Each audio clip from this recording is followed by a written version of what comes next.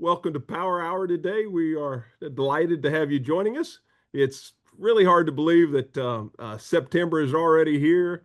Labor Day is gone, and now it's moving right into the busy fall season for festivals and events. And we know there are many of those that are coming up in Jasper County, Hardyville, Bluffton, as well as Hilton Head Island. And I hope that you'll get a chance to participate and enjoy many of those great fall festivals that are taking place in the region. And then also would be remiss if I didn't mention that on October the 15th, we'll all gather once again for our State of the Region. It's a chamber event that's been going on for over 25 years now and bringing together leaders of the community, elected officials, etc., for a great afternoon of conversation and discussion. So mark your calendars today. It will be October the 15th at the Hilton here on Hilton Head Island. But before we dive in, just want to also say a thank you to so many that have already taken our residents' sentiment survey on tourism this year. The responses have been coming in very, very quickly, and we're most appreciative of that. I will remind you that it's the largest survey of its kind in the region, which gives us valuable insight to ensure that tourism is balanced with our resident quality of life. So if you haven't taken it, please do. And if you need a link to that, it's in our chat bot, which is here today. You know, we have another super lineup for you today that we're really excited about, and we're going to talk about a little bit about law enforcement, regional growth, as well as our own beloved USCB Sand Sharks. So with us today, first off the tee this morning, I like to say first off the tee with the sheriff, we have Sheriff P.J. Tanner. Sheriff Tanner has served Beaufort County since 1999 as sheriff and is now in his 7th term. He's a lifelong resident of Beaufort County and began his career in the sheriff's office as a deputy just a few years ago when he was 21. He served as a patrol deputy, investigator, drug force commander, SWAT team leader, and many other things before being elected to sheriff. Sheriff Tanner, we're thankful to you for your leadership through the years. We're glad you're still doing your sheriffing job, and we're delighted to have you with us today. So welcome on, and we're looking forward to your updates on everything from ICE to hurricane planning or anything else, Sheriff, that might be on your mind this morning. Good morning, Bill. How are you? Very well, thank you. Great to see you, Sheriff. You as well. I've got there's a lot of things that I would like to talk about, but unfortunately, most of the things I can't talk about. So, I mean, I can definitely say that so far this year, within our hurricane season time frame, we've been very lucky, very fortunate that we haven't had any real issues with any storms. Everything looks pretty good right now on the horizon. I think we're in pretty good shape, hopefully for the rest of this season, and maybe we'll make it through without any problems. I know that the 287G contract with Homeland Security has been, somewhat of a concern for some residents in Beaufort County. We're still in process. We have signed the MOU. We are waiting to send our deputies that we select to training, and once the training is completed, then we'll be able to do what we need to do under the MOU. We are probably still 2 months out. I would feel comfortable saying that we should ever have the officers trained, and they will be certified and able to do what they need to do probably by the end of October. So we're still a couple months out, but again, this is a process. It's sometimes it might be a little slower than we expected, but again, it is a process.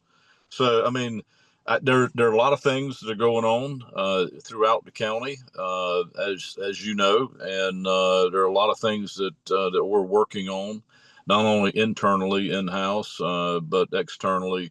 Our positions are filling, so our new salary scale and pay plan that we started in July is working. So we expect to have more of our vacancies filled by the end of the year. Our recruitment efforts and our retention has worked quite well. So very pleased to let everyone know that. But there's still work that needs to be done, and we're competing with the federal government. We're competing with the military. In this new administration, we've seen a boost with college age kids, and also 18, 19, 20-year-old men and women that have looked at the military as a career, which we appreciate that.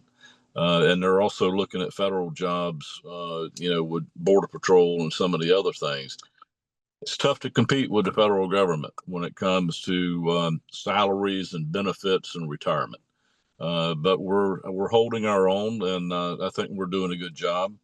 We still do have some locals within Beaufort County or within South Carolina that are still looking at law enforcement as a profession. We encourage them to do that, but we also know that there are other opportunities that are available to them. So we're trying to just make sure that we're competitive in that area. So that's kind of my small brief. I'd love to entertain any questions. I have a conversation with things you want to talk about. So Bill, I'll just throw that out to you and see if anyone has any questions or any concerns or any recommendations. All right, Sheriff, great. Thank you. Yes, the first question we have is from Martha, and Martha's asking, what's the top concern you're hearing from citizens regarding the ICE certifications? Well, most of the concerns that I've been confronted with in the two meetings I had, both a meeting in northern Beaufort County and southern Beaufort County, I asked the groups that I met with to give me examples of their concerns locally, and they couldn't. A lot of the concerns that the rhetoric that came out of those meetings was things that everyone has seen on the national media front, so I can't do anything and really can't answer any questions for anyone about what's happening in New York and Washington and Los Angeles and some of the other Chicago and some of the other locations. But this program was very successful for us when we had it before. And now that we're rejoining the 287G contract, I think the success of this program will be similar to what we had when we had it before. So I think there's some fears that really aren't reality when it comes to what we're doing and what the program benefits are when we talk about public safety. But if you research it and you look at different posts on social media, you look at Facebook postings, and you look at the national media, and if that's your guiding light in this, then for the most part, you're being misled. So we're not concerned. We know what the benefits are. We've had it before. We'll do it again, and I think everything will be fine. All right, Sheriff, thank you. Probably not surprising. We have several ICE questions, but I'm going to try and weave in a few others that we're getting along with that. And the next question is coming in from Jason, and Jason's asking, what's your biggest concern about public safety in Beaufort County? Well, there's so many different areas of public safety that concern us, and a lot of them are minor. We have our violent crime numbers are very low, and in comparison to the national average, we're well below the national average in all of our crime categories. The things that frustrate people the most, that is irritating and aggravating, of course, is all of the traffic issues that we have in the county. There have been a lot of comments made about the fatalities that we've had, but a lot of the fatalities that we have, and the Highway Patrol works those fatalities. We go in and we look at the calls, and we try to identify what enforcement we could do on the traffic side, to reduce fatalities and serious collisions. What does our enforcement plan consist of? And we're doing that, but a lot of the fatalities we've had were medical issues, and resulted in a collision where someone lost their life. So, but the B&E autos are still taking and consuming a lot of time from deputies or reactive work that they're doing, because of a lot of unlocked vehicles, a lot of personal items, handguns, purses, jewelry, and those type things that are being stolen out of cars. Requires deputies and police officers from the municipalities to respond to them, which takes a lot of proactive time away from us. So, for the most part, I really don't have a single public safety concern. It's just a lot of things that consume our time. That our population in this county has grown so much. Our tourism numbers are high, our day trippers are high, so we're policing about 275,000 people a day in Beaufort County, and our bed population is around 200,000. So, with that type of influx, you're going to have different issues that you need to tackle every day. Thank you, Sheriff. Next question is coming from Rob, and Rob is asking, do you have any heartburn about the bridge project and public safety? Well, this has been, it's almost like talking about the port in Jasper County, but this bridge thing has been consuming to a lot of people, and it's almost, you need to kind of mark the ground to see if you're moving.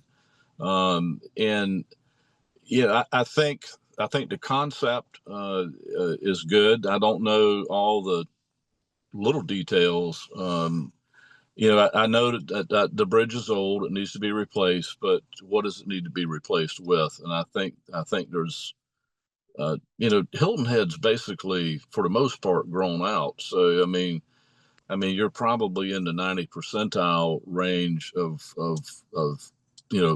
an island, a community that's pretty well grown out, and so your biggest numbers are day trippers and tourism. And I think there's a lot that can be done on 278 between Moss Creek and Spanish Wells, to make the transition on the island and off the island a lot better. The bridge is not the problem. The bridge is not creating the problem for traffic. Traffic creation in the morning is Squire Pope, and that intersection alone is the problem in the morning time, and in the afternoon it's Spanish Wells and Squire Pope. So we've alleviated the problems at Moss Creek, with the bypass, but the bridge, it's a concept. I know we're moving forward. I think Tom Davis has done a wonderful job working with the town of Hilton Head and the county. But when the rubber meets the road, when construction starts, is when we're going to see most of the frustration, because it's a 3-year project. So when traffic that we see today, and we're frustrated by that, you just need to wait until construction starts, because then you'll see another level of traffic concerns. So that's kind of my 2 cents on that subject. All right, Sheriff. Thank you. Next question is coming from Linda, and Linda is asking, what does the ICE certification mean for our local immigrant population and workforce? Well, it means that we'll have probably 2 deputies. I'm either looking at 1 or possibly 2, and the second one will be on a part-time basis. That way, we'll be able to identify the worst of the worst. And I know you kind of hear that lingo, but it means exactly what it's how I say it. We're not going out doing inspections at Walmart and Publix and Sam's and football games and golf tournaments and those type things. Our job as this will be an investigative arm of the sheriff's office, is to identify those that we're currently investigating for other crimes, to identify their background, their criminal history, and things that we need to know. So the benefit for us is having the technology, the IT capability to do the research and background for those that we're currently investigating that are involved in other situations. So there's a host of benefits. And again, we had this program before; it was very successful, and we'll do the same thing again. And so, look, immigrant community doesn't want um, problem people in their communities either. So they're very, very good at communicating with law enforcement. They let us know who the problem people are in their communities, and then we'll go in and research and vet those folks out. And if we find that they're wanted in another country, or if there's an Interpol search, or they have a criminal history, or if they're involved in other criminal activity, then we'll deal with them appropriately. All right, Sheriff, thank you. This just a little bit of a follow up on that from Linda. I think you answered it. There might be, if there's anything else you want to add, please feel free to. What fears would you say are not reality? Well, and again, in those public meetings, I asked for local, issues that folks were concerned about, and of course, they bring up the masked ICE agents wearing masks and not having names on their uniforms and unmarked cars and doing the things that they do. We're not doing that in Beaufort County. We didn't do it before, and we don't plan to do it this time. So those concerns. And of course, I hear the comments made by ICE officials about the reason the officers are wearing masks and their names are not on the uniforms is because of their own public safety, their own safety, and their family safety. So we don't expect. Well, we're not going to do it. Sheriff's office is not going to do that. We police this county every day with smiling faces and names on our uniform and body cameras and all the other things that we need to not only regulate the public but regulate ourselves. So there's no need to do that. We can't control the federal government. The federal government has the right and the ability to do what they think is right, but we're not going to participate in things like that because there's no need to.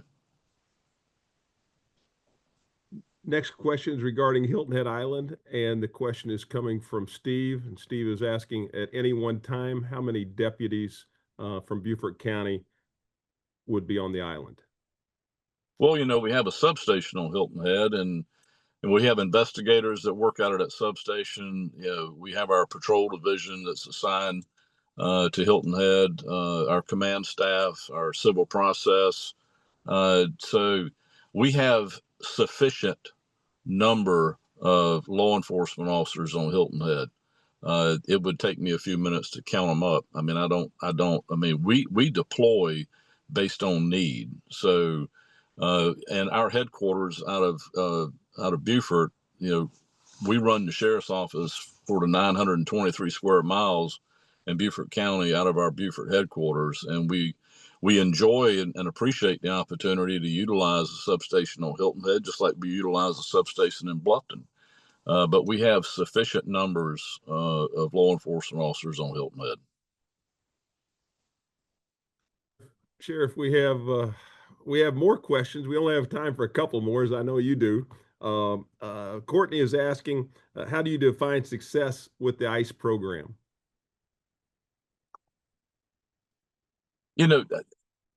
Success in any program, but under a MOU, a contract with the federal government, success is us accomplishing the mission, and the mission is to remove bad actors from Beaufort County.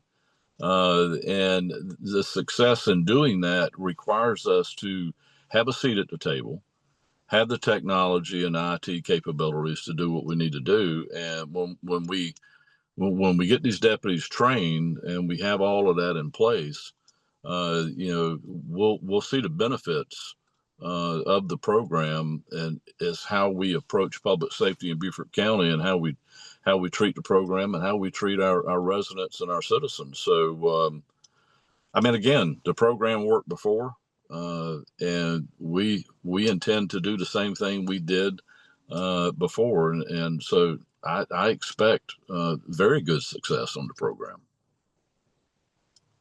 Last question for you, Sheriff, and Jamie is asking if you just touch on the school resource officers that are currently deployed in Beaufort County.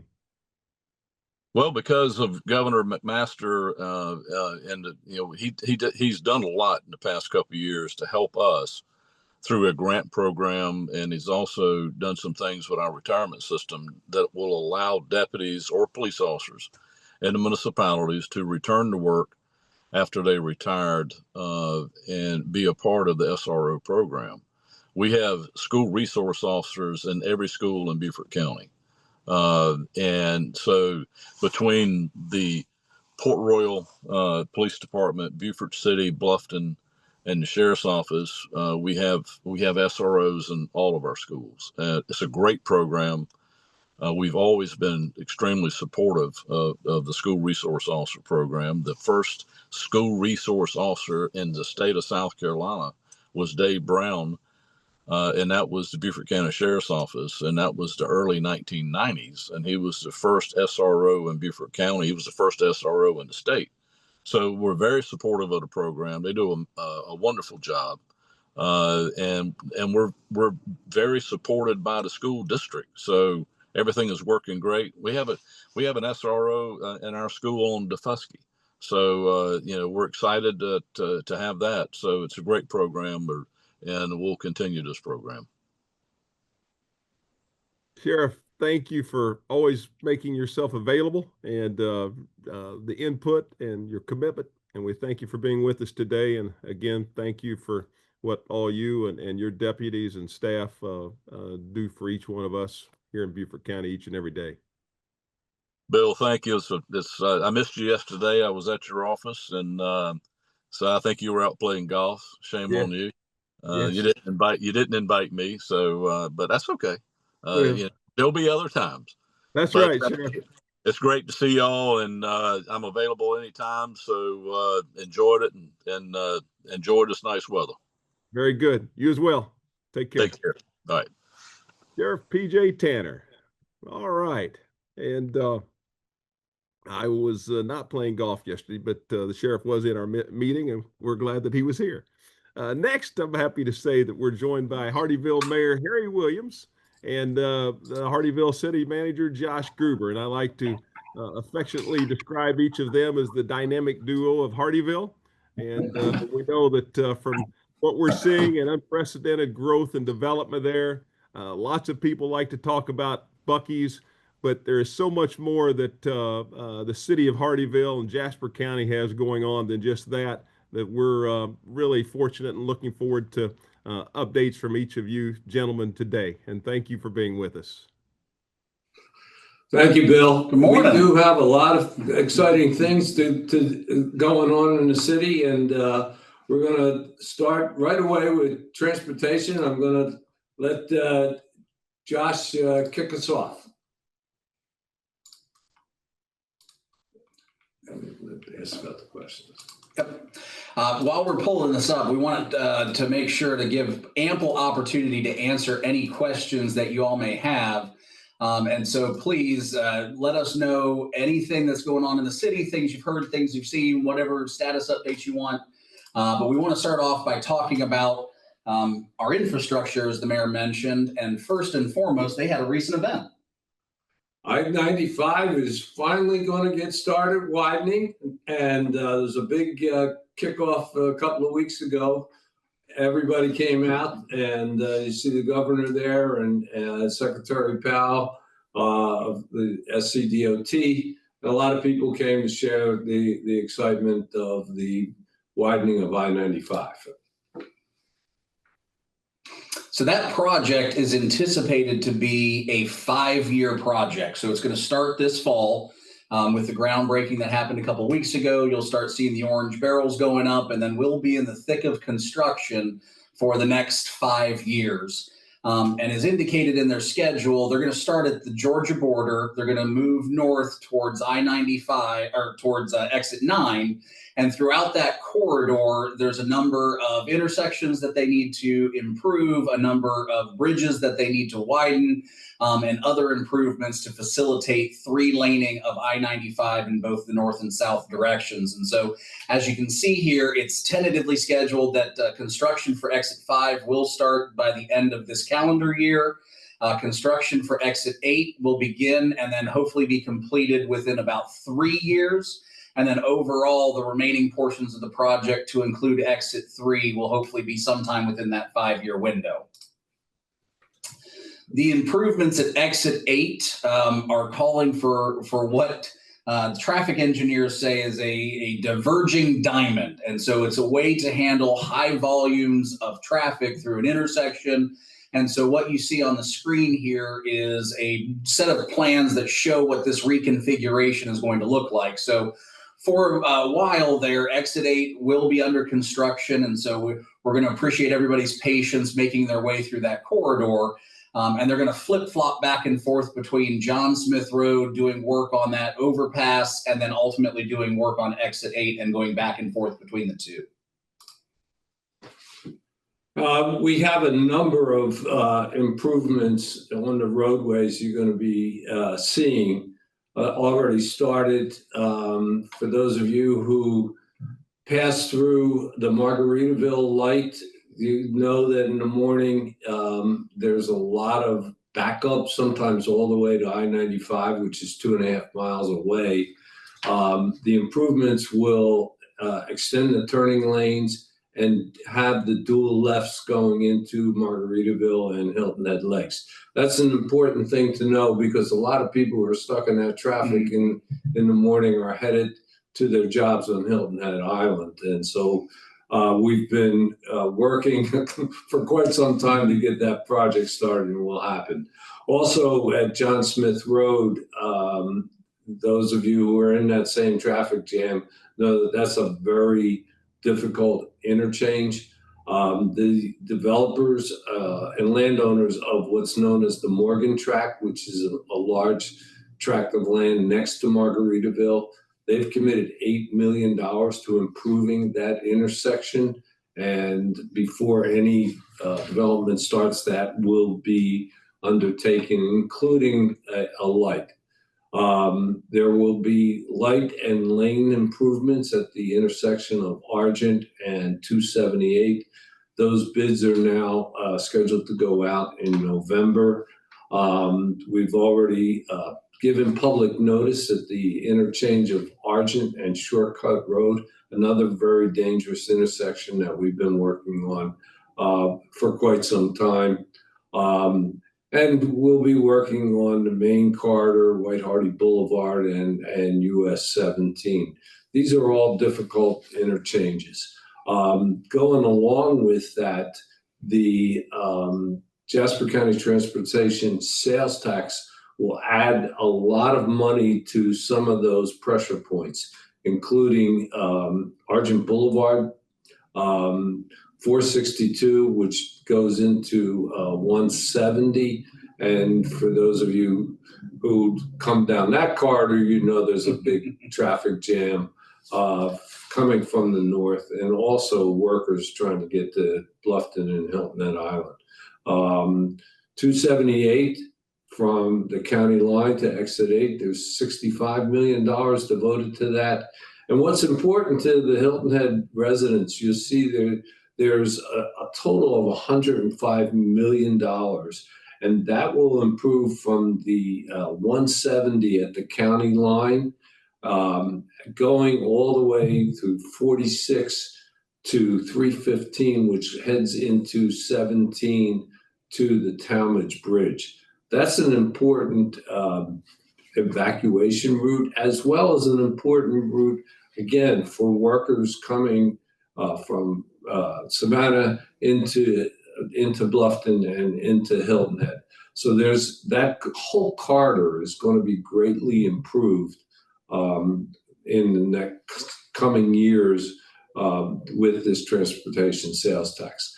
the hiring of the managing engineering company, which will be the same company that will be managing the widening of I-95. So there's going to be a lot of coordination to all the road projects that are going to be taking place over the next 5 to 10 years. And of course, at Exit 8, when that converging diamond has been converged, you will see Buc-ee's completing their project and opening up. They are planning and coordinating with the widening and the converging diamond construction. That way, when people do start coming to Buc-ee's, there will be an easy access on and off. There will be 2 roundabouts into the development.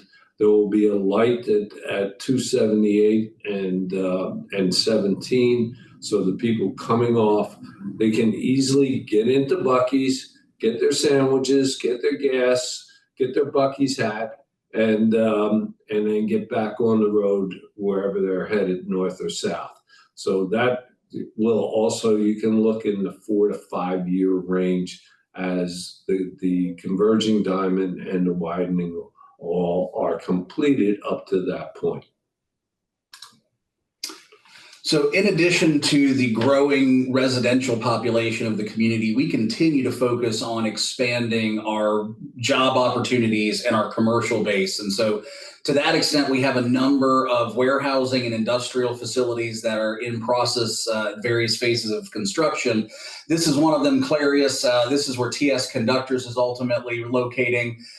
They have acquired this building right here, and then they've also taken an option for an additional 1 million square feet within this development. So very excited about that coming online. We have Salt that's making great progress in terms of their earthworks and their site preparations. Again, it'll be $200 million in capital investment by the time it's all done, and they're going to build right around 6 million square feet of warehousing and industrial space, and will create 550 jobs.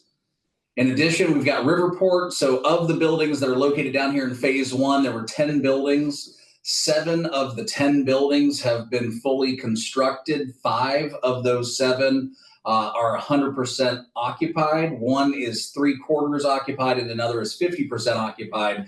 But again, very excited about the growth that's happening in the very southern end of the city here, and we'll continue to see this growth continue northwards as they add additional phases within their development. And again, at full build out, creating more than 200 new jobs. And then lastly, we know there's been a lot of newspaper coverage about the South Point development. One, we want to make sure it's clear this development is not bringing 14,000 homes to the community. It is 1,400. There was a comma that was misplaced temporarily, but as you can see here, the development's going to have 840 multifamily units, 580 single family units, and then most excitingly, about 850,000 square feet of commercial development. And so we're very excited to start seeing that come online. They're continuing to seek the final development permits that they need to start clearing dirt and moving trees and things like that, but this is getting close to coming online. So we wanted to make sure to focus and leave a lot of time for answering any questions that you all may have. And so with that, I will be happy to answer any questions that the committee or the group has. Very good. Thank you, gentlemen. Very, very good. Our first question is coming from Raymond. And Raymond is asking, how many jobs are you predicting in the next 5 to 10 years in the greater Hardeeville area? If you look at the what Josh said, with between Salt at 6 million, we have already in progress 4 million at Riverport, and there's expected to be probably in the next 10 years, you can easily add another 4 to that, and the 3 down at Clarius. You see that we're going to have, we're projecting probably 18 million square feet of warehouse and logistics and light manufacturing. There's also 500 500 acres known as the Sherwood tract that we continue to market for an OEM, an original equipment manufacturer, that could bring probably 800 jobs, depending on the industry that goes in, that we think will service the new Hyundai plant, which is only 20 miles from that point. So in the next 5 to 10 years, just doing simple math on what warehousing, logistics, and the number of jobs from TS Conductor, et cetera, I think that you can easily expect 10,000 new jobs in the next 10 years in that southern district that will be serviced by the new Exit 3. Thank you. The next question is coming from Stacy, and Stacy is asking how many residential units overall are on the books for Hardeeville? Right now, there's about 20,000 that are in our pipeline, and that's just single family residential. So then you add in the multifamily, and there's several thousand more multifamily units. So altogether, probably somewhere between 22 to 24,000 is currently in our pipeline. All right, thank you. Doug is asking, what are your long-range plans from preventing Hardeeville from becoming urban sprawl and heavily congested? Well, first of all, I think it's very important to understand that the planning that takes place is number one of our biggest concerns is transportation. And the transportation sales tax, which adds $376 million to Jasper County's ability to facilitate the roads.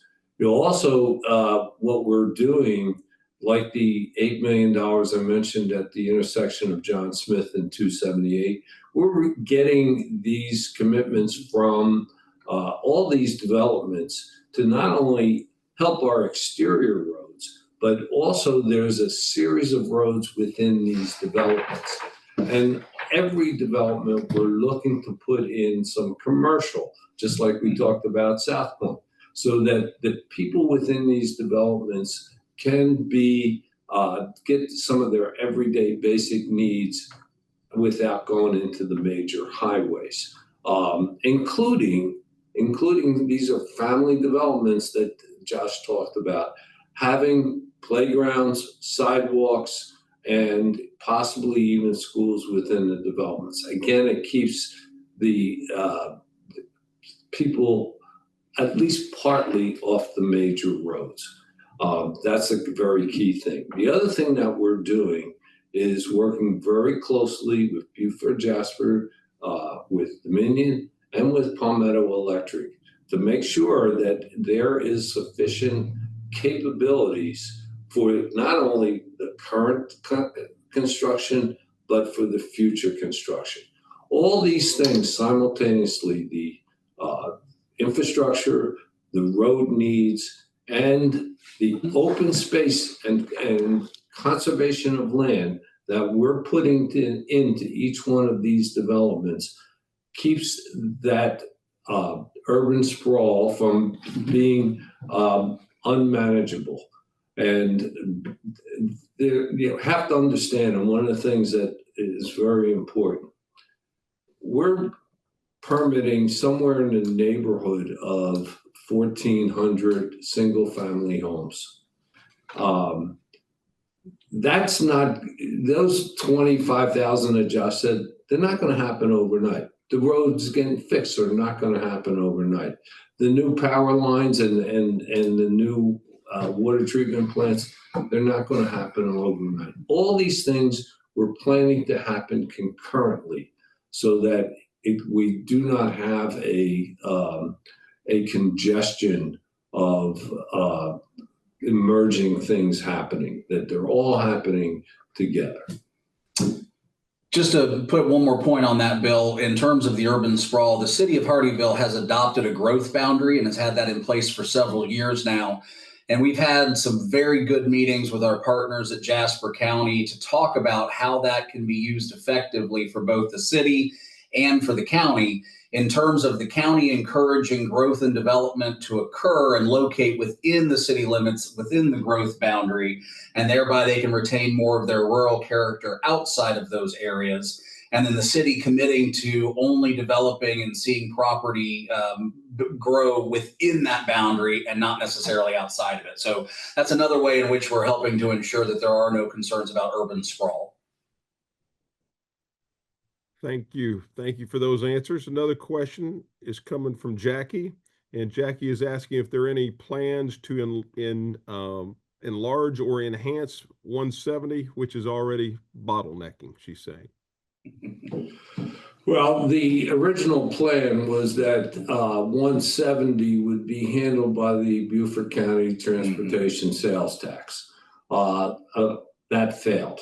So right now, the plans to widen that stretch from 462 to 278, and then to handle 278 up to the Jasper County line, which is a $120 million project, will have to be put on hold until Beaufort County determines what their next step will be in terms of finding funding for that project.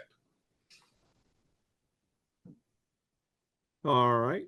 Thank you. A couple more questions. The next one is coming in from Thomas, and Thomas is asking, what if any major tax incentives were given to Buc-ee's to get them to Hardeeville? There were no tax incentives given to Buc-ee's. We do have a plan to reimburse the road improvements that Buc-ee's that will put by themselves, their own money, the roundabouts, the lights, the road improvements at 17 there that are necessary to get in and out of Buc-ee's. And then we will pay them back in the future after they start accumulating taxes from that development. And then we'll use some of those future taxes to pay back at most $8 million. All right. Next one is, I'm sure you'll get a little bit of a kick out of this one, that Jane is asking about. Rumors have been around forever about Costco coming to Hardeeville. Is there any truth to that? Well, if there's any truth to it, Costco hasn't told us. They have been in more locations than, where's Waldo? It's at this point, it's been a long time since we've had any communication. So we have no idea if, what, when, and where they have plans for the Low Country. That was very consistent with many answers I've heard you give before on the same question. Yeah, so the mayor did not say Costco's coming. Yes. Let's make that clear. There's not 14,000 homes at South Point, and the mayor's disconnecting himself from any Costco rumors. Very good, guys. Well, we appreciate you joining us this morning, and the great work that you continue to do there on behalf of the residents of Hardeeville. And we really look forward to seeing you on October the 15th for our State of the Region again. And I'm sure you guys are already thinking about some great announcements and other things to share with the group on that day. I'm sure you're going to enjoy what we have planned. Indeed. Gentlemen, have a great day. Thanks for being with us. Thank you, Bill. All right. The mayor of Hardeeville and the town manager.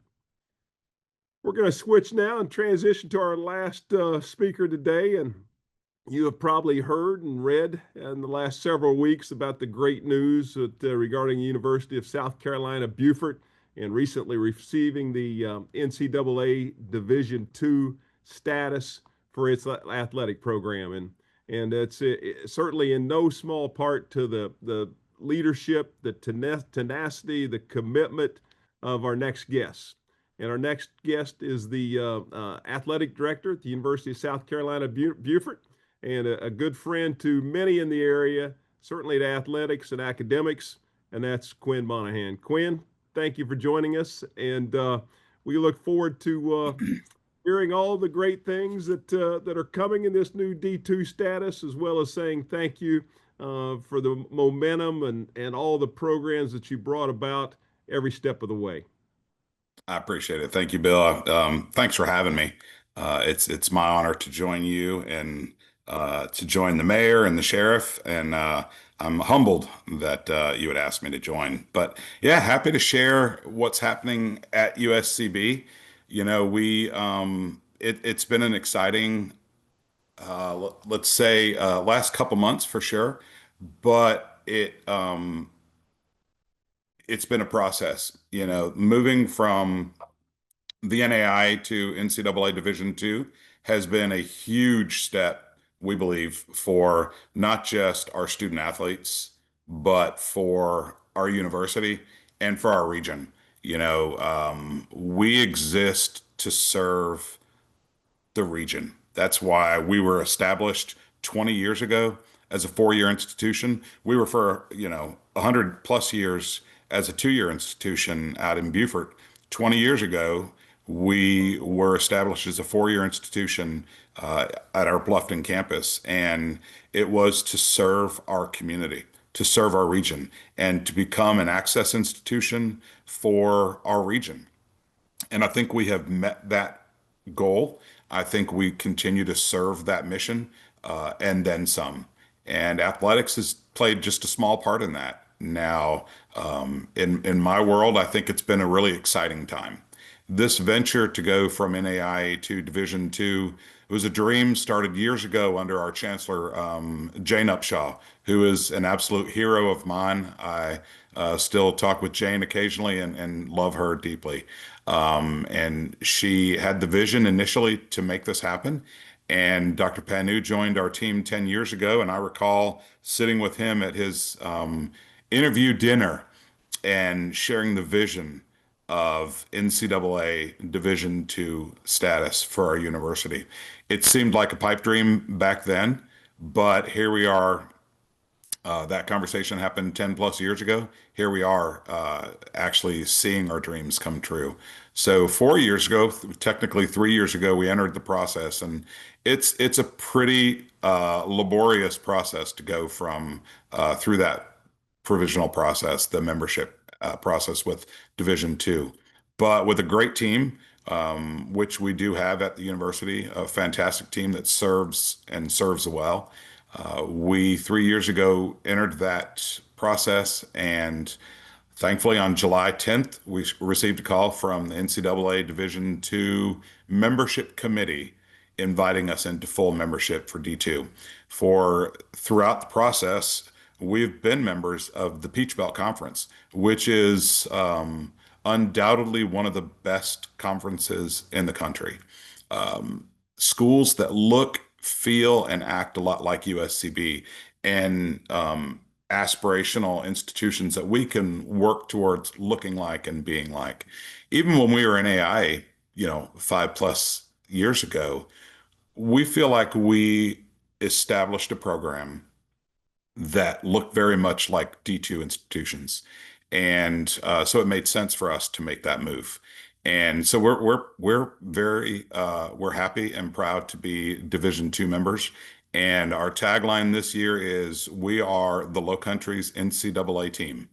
We're here to serve, yes, our students, our campus, but to serve and to entertain and to provide opportunities for the Low Country region. Part of that process too, changing gears a little bit, is enhancing our facilities.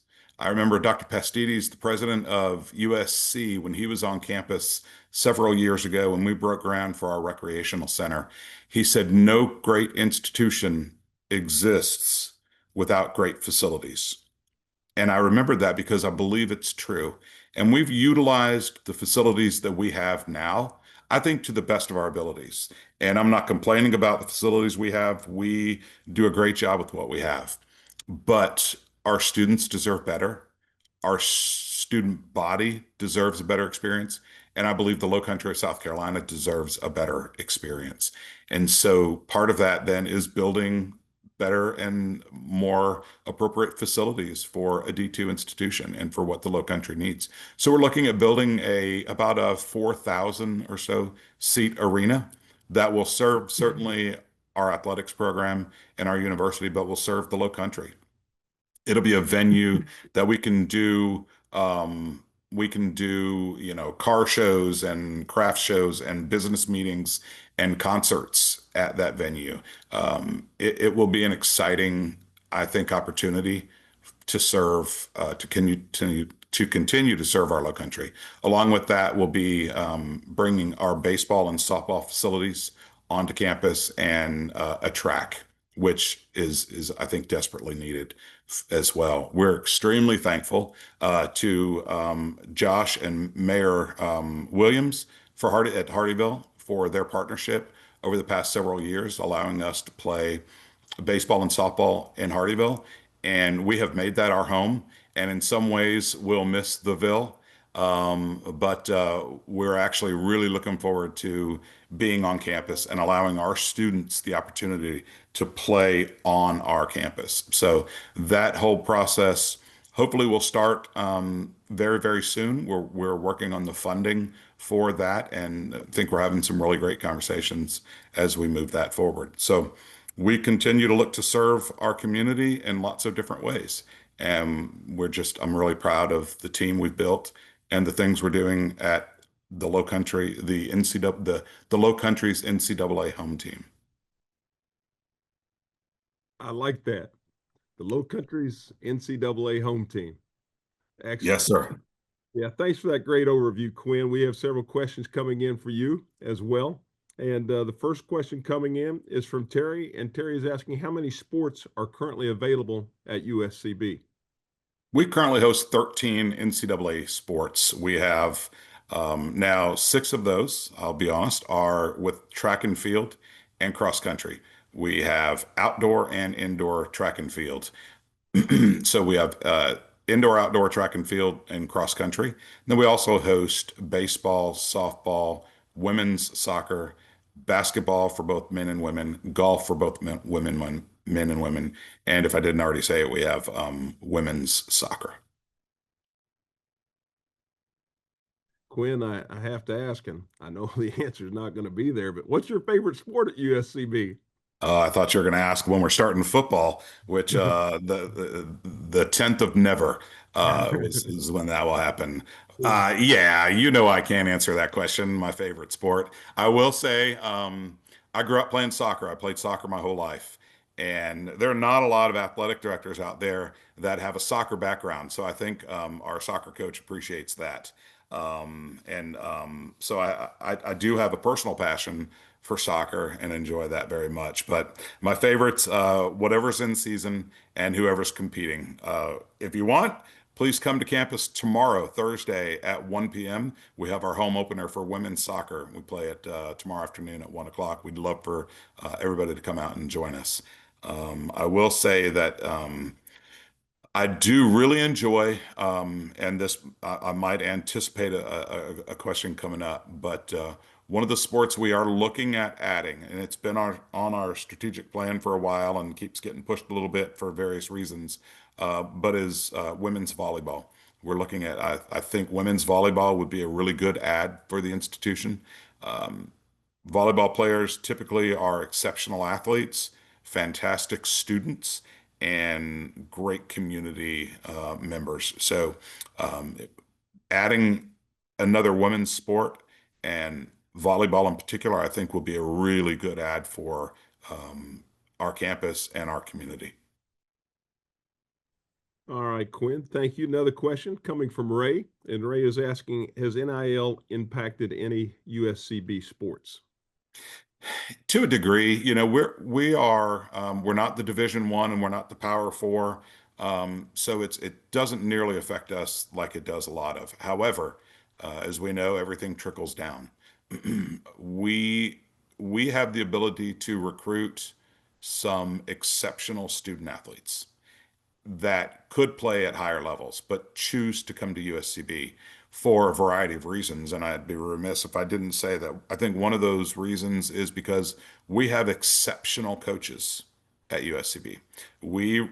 I think one of the most important things that I do as an athletic director is to recruit and retain great coaches. And we've done that. And so part of that is bringing in the best possible talent that we can. We do lose some student athletes because of NIL opportunities and that dream for Division One. So we've lost a couple of those. For men's basketball, our basketball programs just started 2 years ago, and we had our first year in. We had the freshman male and the freshman female conference player of the year, and we retained our female player of the year, but we lost our men's player of the year. Understandably so, he had the opportunity to go get some NIL money, but we've lost our number one golfer who we won the Peach Belt Conference Championship last year. We were not eligible for postseason play beyond conference play because of our membership status. But we had the number one golfer, both in men and women, then as well. Thankfully, McLean Neal is returning to the university for her junior year, but we did lose our best our number one men's golfer who won the conference again because of NIL money. So while we're not in a position to be necessarily offering NIL money to that level, it is affecting us in that it's a reality for a lot of student athletes. Quinn, I remember 13 years ago when you got to town, and you and the Upshaws and our wives, we had a great time at the That's right. South Carolina football game. And That's right. I remember that. just want to say that for the last 13 years, your leadership has been instrumental in not only athletics but also making sure that academic side of it was covered as well. And I think we're all very fortunate from the University of South Carolina Beaufort standpoint that we've had two great chancellors and who have had great vision, exceptional vision. And then also that we've had an athletic director that has that same vision and is really worked tirelessly to bring this Division II status to fruition. And it's huge for our area. It's huge for the region. And Quinn, you're the driving one behind that. And I just want to say thank you for great leadership, great vision, and being great partners to Dr. Panu as well as Dr. Upshaw. Well, thanks, and I do appreciate it. But I have to say, look, we've got a great team, both with our chancellors and with our athletic staff and our coaches. It is certainly it was a process that took an entire university to make happen. We went through a process, and it's like it's a significant application and grueling process for 3+ years. Without fail, anytime we had a visit from the NCAA, and we did more than once every year, we were complimented on our team, the university, everyone from financial aid to the bursar's office to advising to the president's or the chancellor's office. High praise and compliments for the team that put together our application and put together the program for our student athletes. Quinn, we look forward to more great things ahead, and fins up, and Ends up. let's keep winning. Yes, sir. That is the plan. Thanks for being with us today, and we look forward to more great things ahead. Absolutely. Thank you. All right, that was Quinn Monahan, the athletic director at the University of South Carolina Beaufort, and we hope you've enjoyed our lineup today of with Sheriff Tanner and Mayor Williams, along with the city manager, I should say, Josh Gruber, and then of course the athletic director. I do want to mention on Tuesday, September the 10th, next week, we will be having our Links and Legacy Golf Tournament at Colleton River on the Nicholas course. If you haven't played the Nicholas course or you have a desire to play that again, I'd encourage you to get in touch with Laura Alice Henderson here on our staff, and she could get you registered and in for a great day of golf at a fabulous course there at Colleton River. Thank you all for joining us. Happy September, and let's keep pushing forward. Have a great day.